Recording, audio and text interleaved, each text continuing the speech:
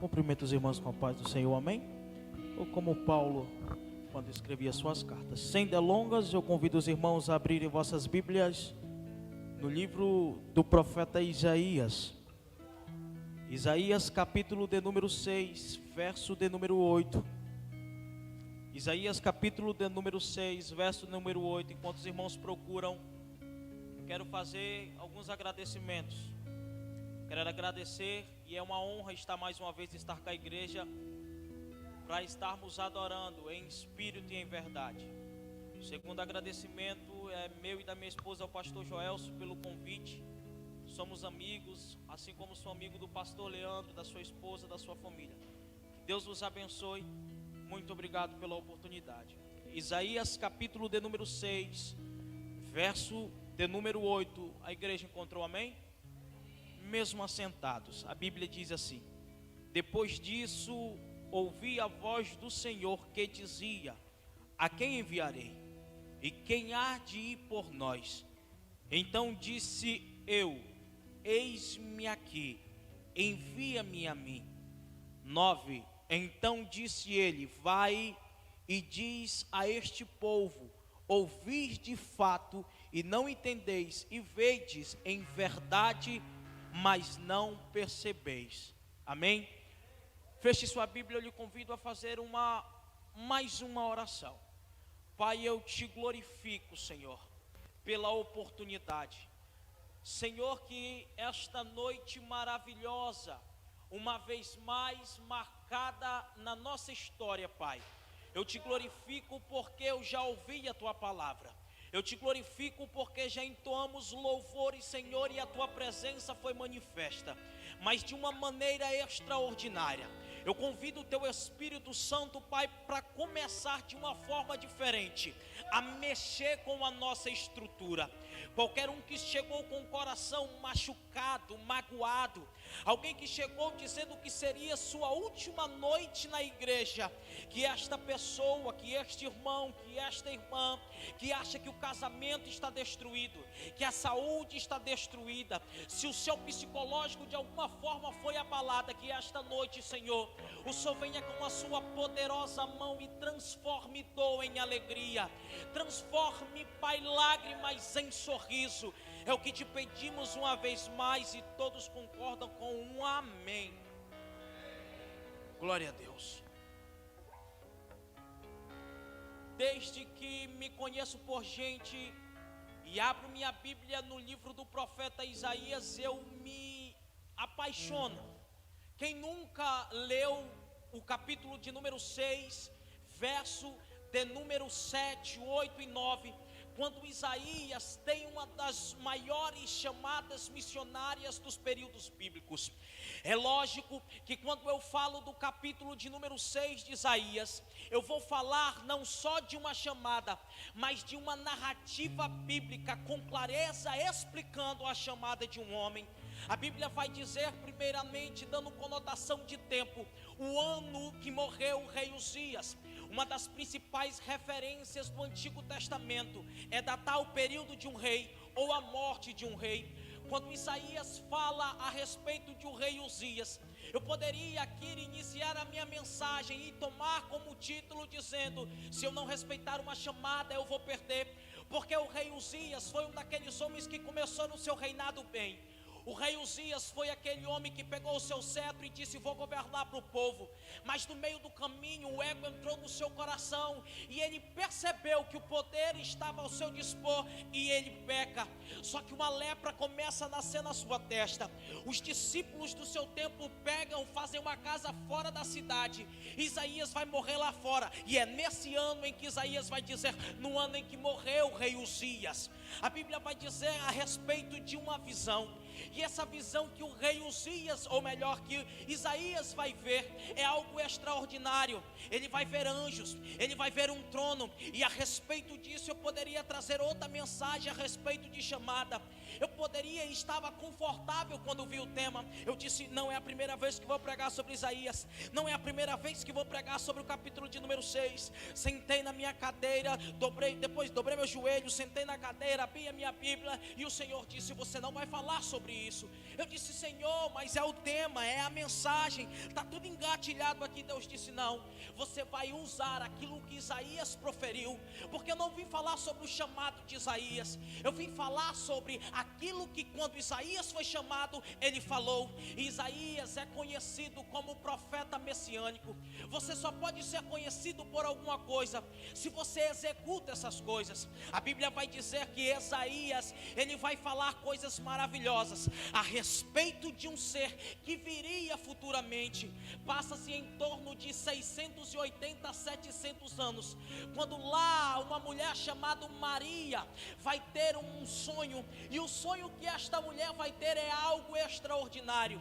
A mulher que está separada para casar, que já tem um noivo, o noivo foi apresentado a ela, o seu nome é José, e José e Maria estão desposados, vão se entender, foi combinado pelas famílias que ele iria casar.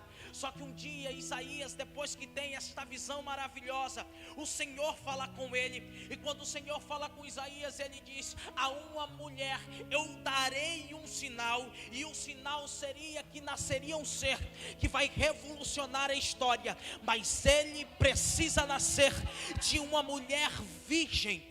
Quando a Bíblia vai falar a respeito disso, foi necessário passar 700 anos para se executar. A Bíblia diz que Maria, uma mulher que está simples, desposada de seu marido, seu futuro marido José, tem um sonho, e ela recebe um sonho. Quando ela recebe o sonho, acontece algo extraordinário. Ela não acorda feliz como algumas pessoas pensam, ela acorda com um peso nos seus ombros de responsabilidade, porque aprendemos na igreja que muitos sonhos são só maravilhosos, mas Maria agora ela está tendo uma responsabilidade diferente. O primeiro pensamento de Maria é imaginar, quem vai acreditar em mim? Como eu, uma moça que nunca fui tocada, vou gerar? E ainda mais, vou dizer que na noite passada eu tive um sonho, que um anjo veio até mim, disse que eu daria luz ao Messias. Maria fica estacionada, assustada, preocupada, mas mesmo assim dentro do coração dela está gerando algo extraordinário.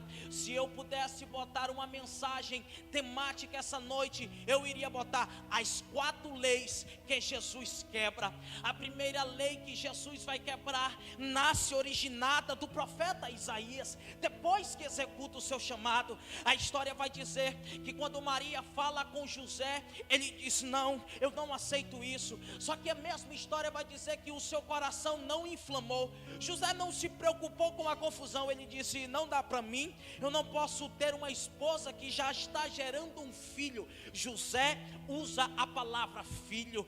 Quando José dorme, imagina um homem que estava preparado para casar com uma moça bela, virgem, e numa noite ele vai ouvir uma mensagem que vai dizer, estou grávida, e grávida estou gerando um ser que vai mudar a história. Só que imagine a noite de José, imagine que ele botou a cabeça no travesseiro e disse, o que está acontecendo? Só que ele dorme, e quando José dorme, ele tem um sonho. Diga para o irmão que está do seu lado, diga para ele, um sonho. E quando ele tem um sonho, o sonho muda a história dele, porque vai dizer, está vendo aquela mulher que você deixou hoje? Ela está gerando um filho. Como José tinha falado, um filho. São Lucas vai dizer, não filho, São Lucas vai dizer, está gerando um santo. A primeira lei que Jesus quebra é a lei biológica. É impossível uma mulher gerar sem que esteja acontecendo a fecundação de óvulo e sêmen.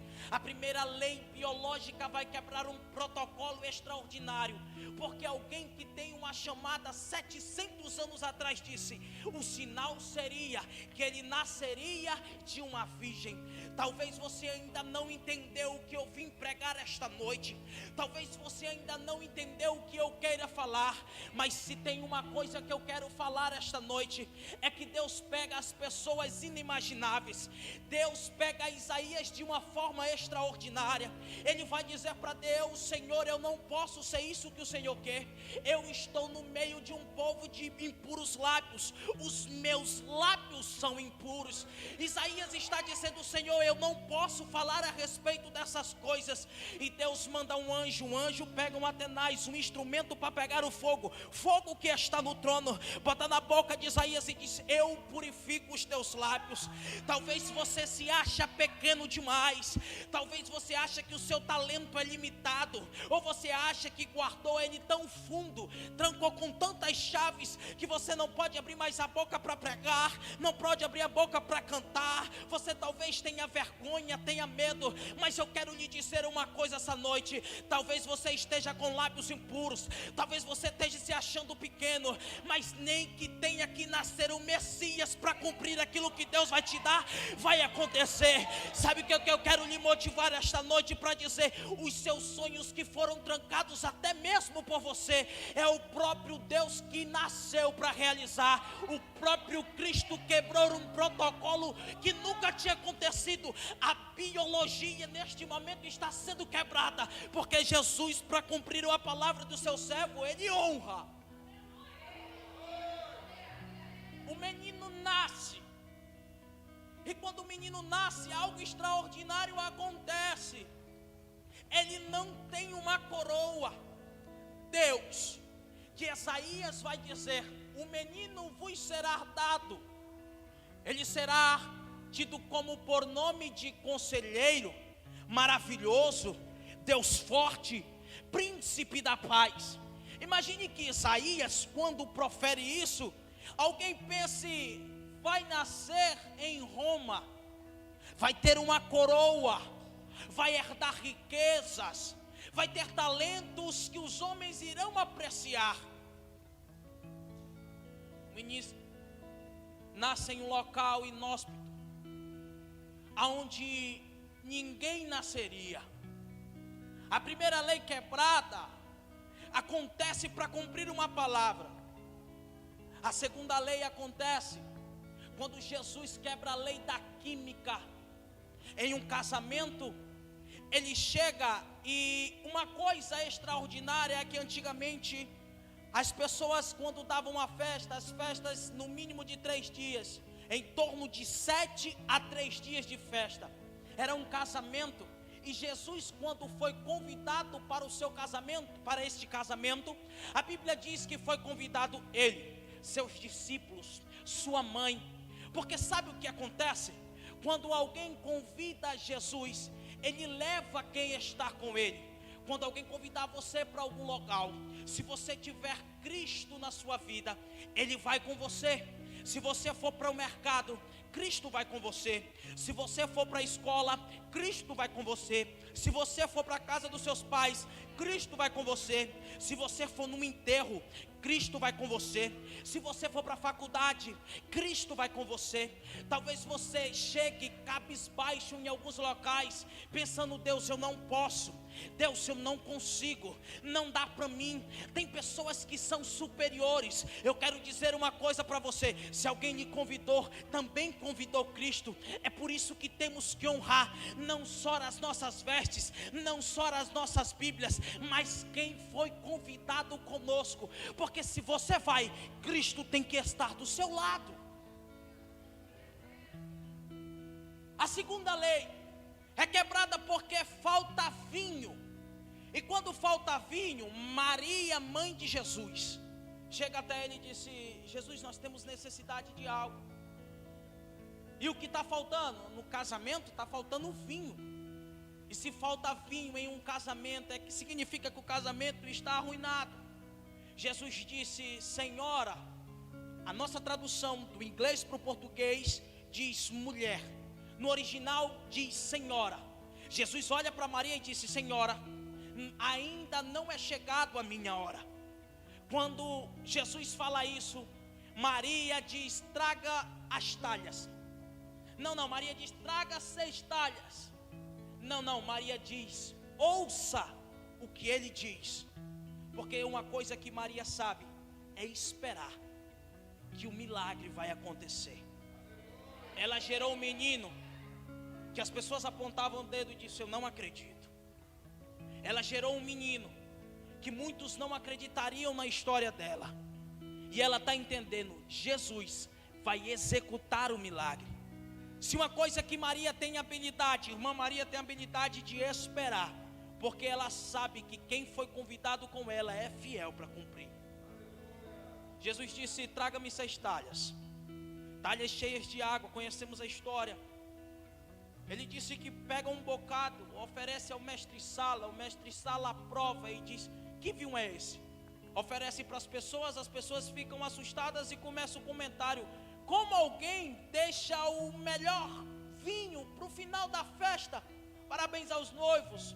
Jesus ali quebrara um protocolo, porque ele acaba de transformar aquilo que é vida, água, em vinho, que é o seu sangue futuramente. A terceira lei que Jesus vai quebrar é a lei da física. Você sabia que um dia ele está pregando, e logo depois de ele dar o seu sermão da montanha, ele diz para os seus discípulos atravessarem a outra margem, vão até Cesanaré, e quando vocês estiverem indo, eu vou vos acompanhar. A Bíblia diz que os discípulos, agora já reunidos, depois que Jesus começa a pregar o seu ministério, executando aquilo que Isaías um dia tinha proferido, agora Cristo manda os seus discípulos irem à frente, e depois Jesus vai. Quando os discípulos entram no barco, começam a pegar a embarcação e ao meio do mar, algo começa a acontecer de uma forma extraordinária. As tempestades naquele tempo eram as mesmas de hoje, e naquela região até hoje acontece isso. Não é Boa Vista, é algo estranho. Uma hora está sol, outra hora está chovendo, 5 minutos depois aquele calor. Naquele local era assim. Eles olham para o céu, está tudo estrelado, a lua está em perfeito estado, o vento está bem. Eles conversam entre si, entram dentro do barco e começam a imaginar, conversando, dizendo: você viu o que Jesus fez? Os cegos se enxergam, os surdos ouvem. Ele acabou de transformar algo em vinho. Eles estão maravilhados, mas as nuvens se fecham, a lua se esconde, as estrelas somem, o mar começa a balançar a embarcação. Todo mundo agora troca no automático e fica preocupado. O nevoeiro chega, só que junto com o nevoeiro vem um homem caminhando por cima das águas. Quando este homem caminha por cima das águas, as pessoas dizem: é um fantasma. O discípulo olha para o outro e se espanta e disse: quem é este que está andando por sobre as águas? Quando Jesus quebra a lei da física, ao andar por sobre as águas, algo extraordinário acontece. É lógico que isso acontece, eu conheço isso. Quem me conhece sabe que eu sou pentecostal. Eu amo Jesus de uma forma extraordinária. Eu gosto do pulo, eu gosto do grito. E Deus falou para mim: Alisson, hoje eu vou fazer um quebrantamento diferente.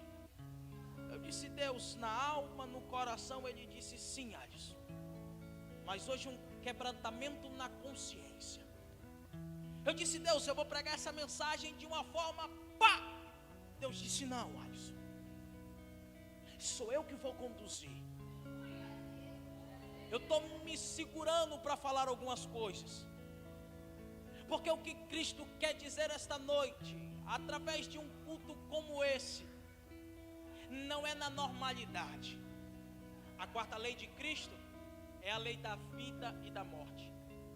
O primeiro da vida é que quando Jesus está andando em uma cidade, ele vê um cortejo, o enterro está sendo encaminhado, o velório acabou, vem uma mãe desesperada, as pessoas vêm segurando um caixão, e a Bíblia diz que Jesus se envolve de compaixão com esta mulher. A Bíblia diz que ele toca no esquife, e quando ele toca no caixão, o menino se levanta, ele leva até a sua mulher, e Jesus acaba de quebrar mais uma lei, a lei da vida. Eu precisei falar dessas leis para explicar que a maior delas não é Jesus andar por sobre as águas, não é Jesus transformar a água em vinho, não é Jesus nascer de uma mulher virgem. O que eu vim falar esta noite foi sobre a última lei. Jesus quebra a lei da morte, porque a primeira lei que Jesus quebrou, quando eu falo do menino, é a lei da vida. O menino futuramente morreu, Lázaro é ressuscitado, mas futuramente Lázaro morre.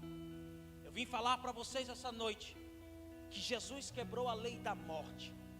Um dia Isaías vai falar que este menino mudaria a história do mundo, não quebrando as primeiras leis. Jesus, ele não vai mudar a história do mundo porque você tem um carro novo ou porque ele lhe deu um carro. Jesus não vai mudar a história do mundo porque ele lhe pegou quando você não tinha nada, transformou você e hoje você tem uma família, você tem um carro, suas contas estão pagas. Não. Jesus, quando vai mudar a história do mundo, é quando ele é morto, quando ele é crucificado, quando as pessoas que viram o ministério de Jesus acontecer, dizendo: ele curou, ele transformou água em vinho, ele andou por sobre as águas, mas morreu. Ele ressuscitou pessoas, mas morreu. Ele deu visão aos cegos, mas morreu. Ele deu audição aos surdos, porém morreu. Alguém apontara o dedo e disse: o rei, o poderoso, aquele que quebrou a lei da química, da física, da biologia, morreu. E quem morre tem o seu nome esquecido. Quem lembra são seus familiares, alguma hora ou outra, mãe, esposa, filhos. Quem morre fica esquecido. Quem morre perde tudo, mas não é isso que Isaías disse. Isaías disse: ele é conselheiro, ele é príncipe da paz, ele é maravilhoso, mas sobretudo, ele é Deus forte. Jesus ressuscita ao terceiro dia. E sabe o que é extraordinário? É que quando eu estava meditando nesta palavra, eu disse: Deus, eu vou pregar sobre as leis que Jesus quebra. Eu vou pregar assim, eu vou falar assim. Quem é pregador sabe como ensaia. Jesus disse: não, você vai narrar a história. Eu disse: Deus, eu quero fazer assim. Ele disse: calma, rapaz, eu estou levando não para você ser um palhaço, não para você ser um apresentador de algo. Eu estou levando você para ser profeta.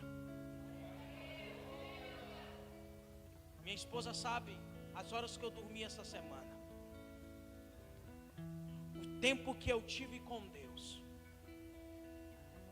E Deus disse: eu quebrei tudo isso, Alisson, por causa de uma coisa.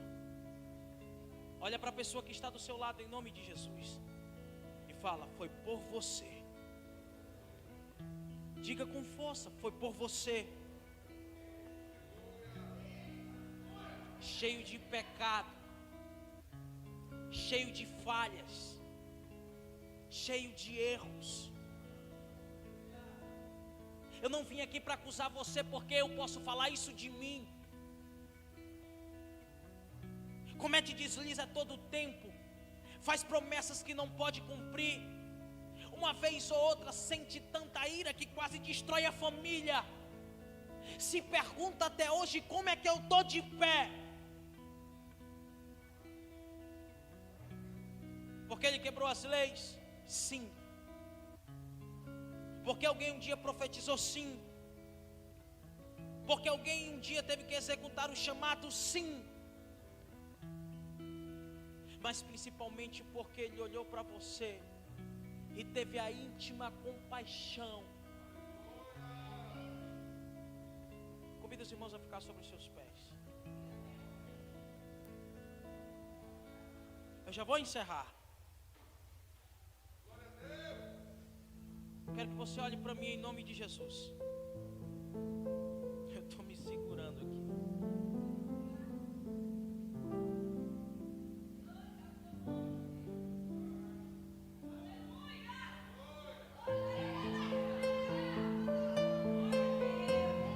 Essa noite,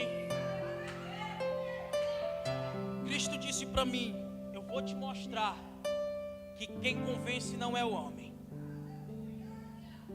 Eu vou te mostrar que quem convence não é o pregador, não é o pastor. Quem convence é o Espírito. Sabe qual era o avivamento que Cristo me disse? De arrependimento. Hoje a última lei que Cristo quer quebrar são as leis da falsidade, da mentira, da desunião. São as leis que se levantam para falar mal de líderes que se não dispõem para a obra. As leis que Cristo quer quebrar é a modificação de caráter, personalidade. As leis que Cristo quer mudar são aquilo que você chama de deficiência, e Cristo tem como oportunidade para mudar a sua história. Não é uma válvula de escape. Escute, eu já vou terminar. Não é uma válvula de escape, é uma mudança radical de posicionamento.